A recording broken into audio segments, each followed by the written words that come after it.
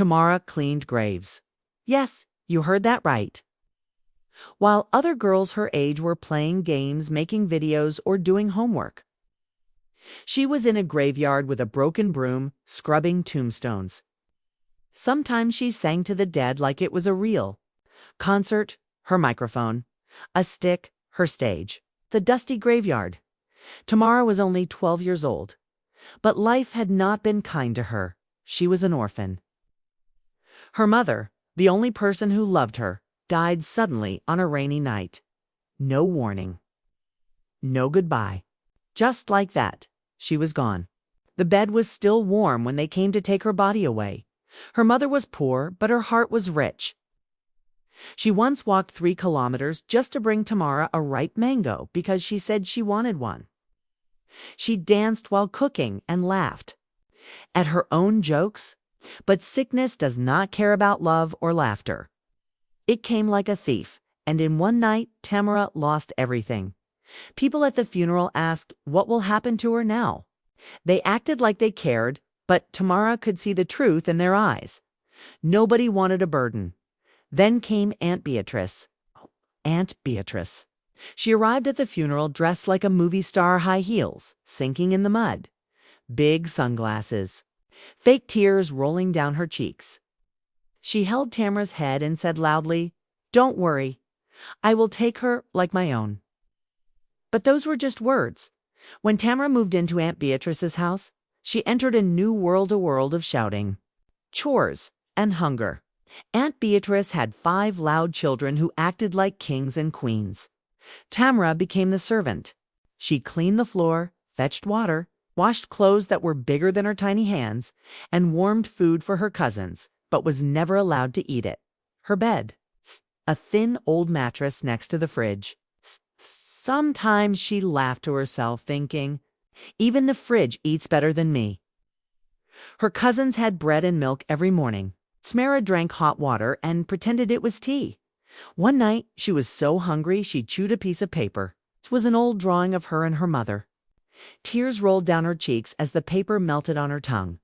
The only time Aunt Beatrice called her sweetie was when visitors came. She would smile and say, "This is my niece Tamara. She is such a good girl." But when the guests left, it was back to, "Why are you standing there? Go clean the toilet." Tamara wanted to go to school. She gathered courage and asked one evening, "Auntie, can I join school?" Aunt Beatrice laughed. Then she slapped her. Then she said, "Education is not for girls like you. Who will pay your fees?" Ghosts. Tamara stopped asking. She stopped dreaming. But there was one thing she did not stop singing whenever she was alone. She sang softly while washing clothes or fetching water. Her voice was her friend, her secret, her hope. But every person has a breaking point.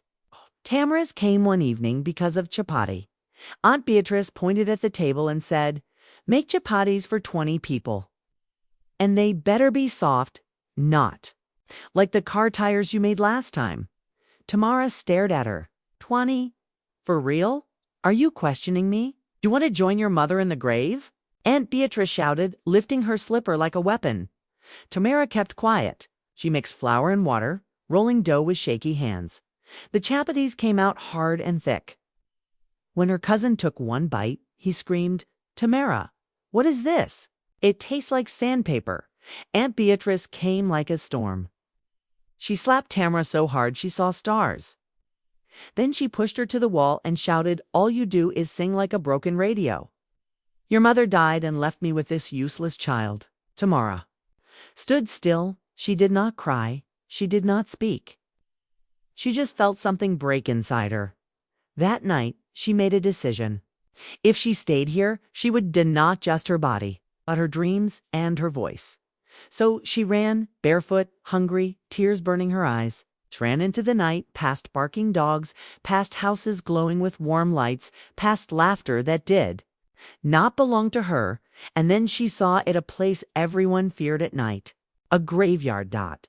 She looked at the silent crosses and whispered, "Hello, new neighbors." That night, Tamara slept beside a grave with the name Margaret Womboy on it. The ground was cold, but it was peaceful. For the first time in months, nobody shouted her name, nobody called her useless. Nobody threw slippers at her. She was free. Or so she thought. Morning came slowly. The sky was gray. Cold wind moved through the graveyard like a whisper. Tamara opened her eyes and saw a name carved in stone. Margaret Womboy. That was her new neighbor. The ground was hard, but at least nobody shouted at her. No slippers flew toward her head. No one called her useless. She stood up and looked around. Broken flowers lay on graves. Dry leaves covered the ground. Empty water bottles rolled in the wind. The place looked forgotten. Tamara picked an old broom she found near the fence. It was broken, but so was she. She smiled a little and started sweeping. She cleaned the grave of Margaret first. Then she wiped the dust off another name with her torn dress. For the first time in many months, she felt peace. As she worked, she hummed a small tune. Just a little sound at first, then louder. A real song. Her voice rose into the quiet air. It was soft and sweet, like a prayer that could reach heaven. She spoke softly to the graves as she sang. Morning, Mama Margaret. You slept well. John, I cleaned your stone. You're welcome. The graveyard became her new world. She cleaned, she sang, she talked to names carved on stone. Nobody answered, but at least they did not insult her. Soon people started noticing her. The workers from the funeral home saw the little girl with a strong voice. They said, that voice gives me goosebumps. Sometimes mourners came to bury their loved ones. In the middle of their crying, they would stop for a moment because of her voice. Big men in black suits wiped their eyes and said, it's the dust. But they knew it was not the dust. It was the way her singing touched their hearts. Some kind people gave her coins. Some brought food. One woman gave her old clothes. Tamara began to survive.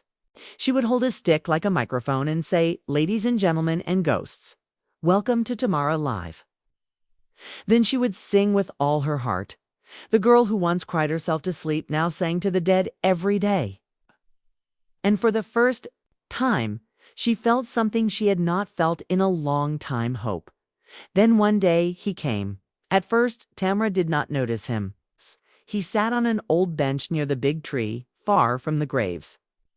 He came every day at the same time, 4 in the afternoon. He wore an old coat, muddy shoes, and a wool cap. He never spoke, he never cried. He just sat there, quiet, and listened. Tamara wondered, who is this man? Why does he come every day?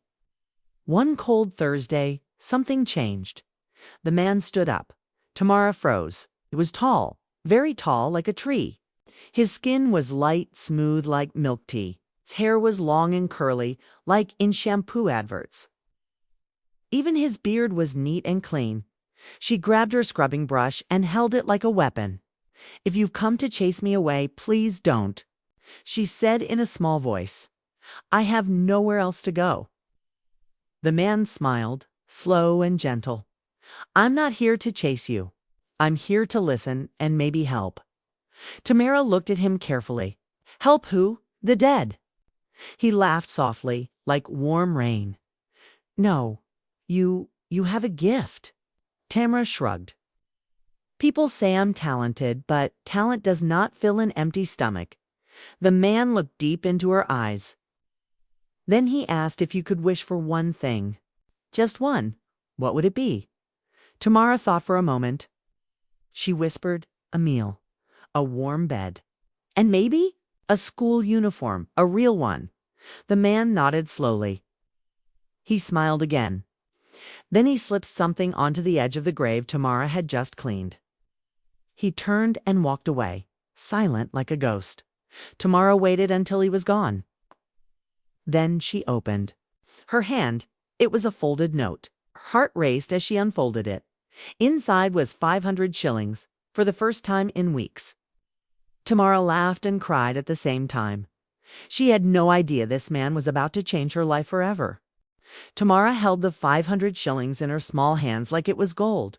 Her heart beat fast. She looked around, but the man was gone. Only the cold wind moved through the graveyard. For the next few days, the man kept coming. Every afternoon, he sat on the same bench under the big tree. He listened as Tamara sang and cleaned the graves. Sometimes he smiled softly. Sometimes he just watched in silence. Tamara began to feel curious. Who is he? Why does he keep coming?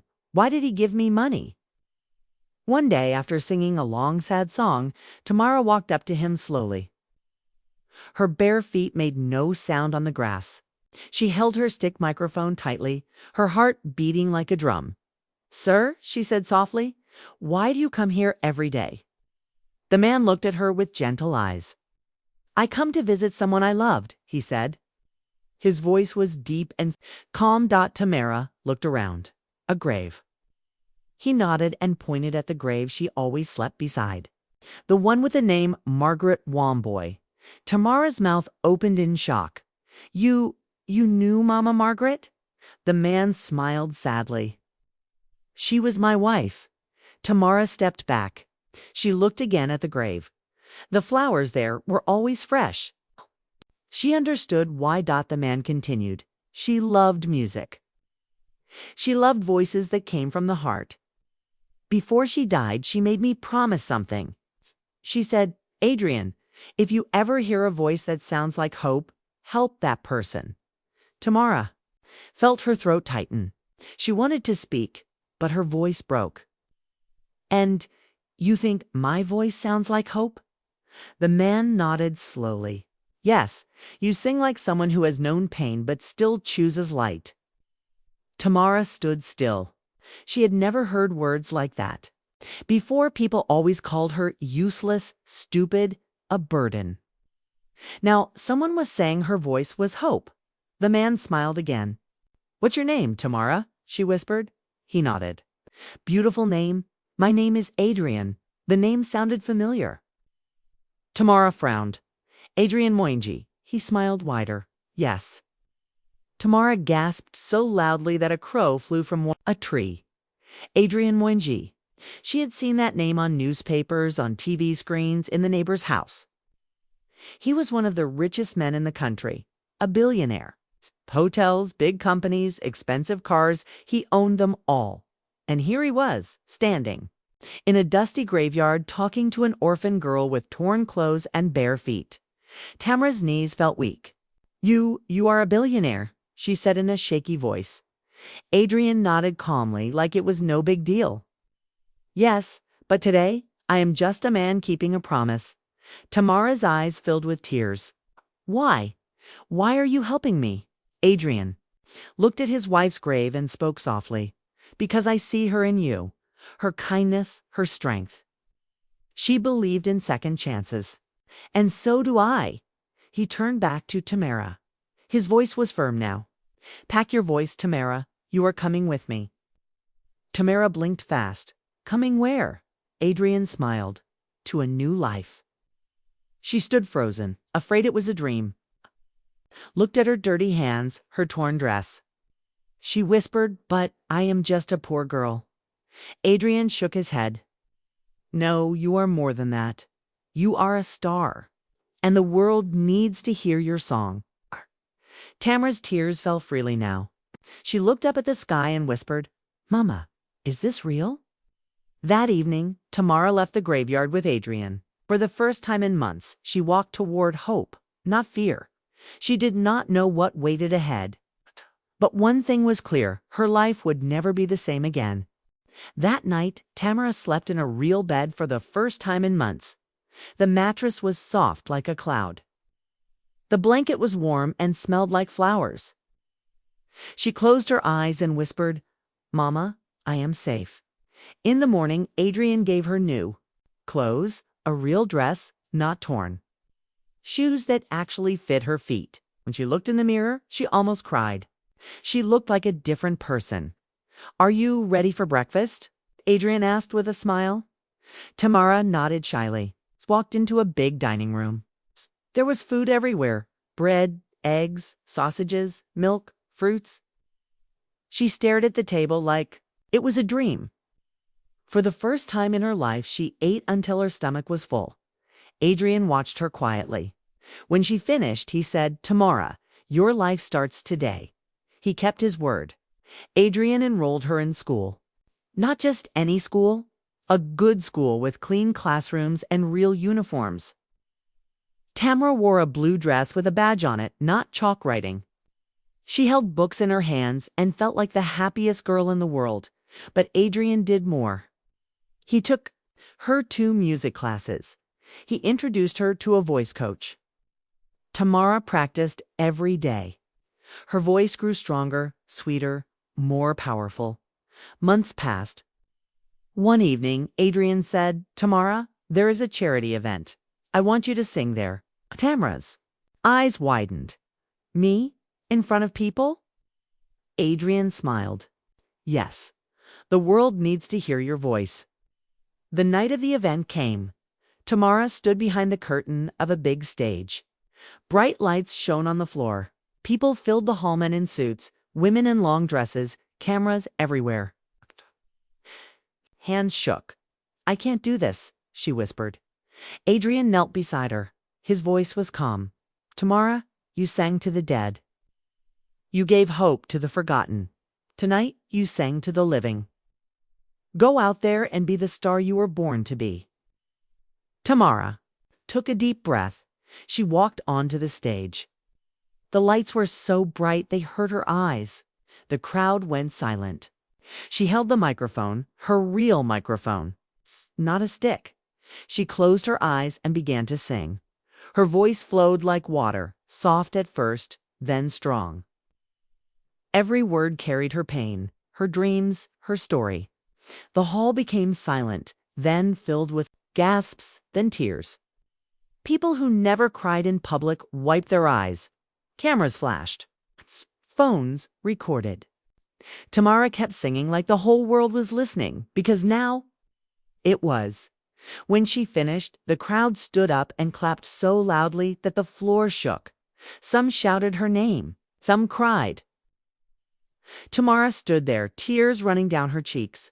Not because she was sad, but because she had finally found her place. That night, a video of her performance went viral. Millions of people watched the little girl with the big voice. TV stations called. Music labels sent offers. Newspapers wrote, "From graveyard to glory. The girl who touched the world." Tamara became a star. She traveled to places she had only seen in dreams. She sang in big halls. She bought a house for herself. But the first thing she did was build a small home in her village and put flowers on her mother's grave. One evening, as she stood in front of a huge crowd, she looked up and whispered, "Mama, I made it."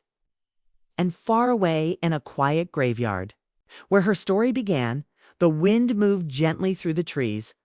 Like a soft applause from the ghosts who once listened to her songs, Tamara smiled.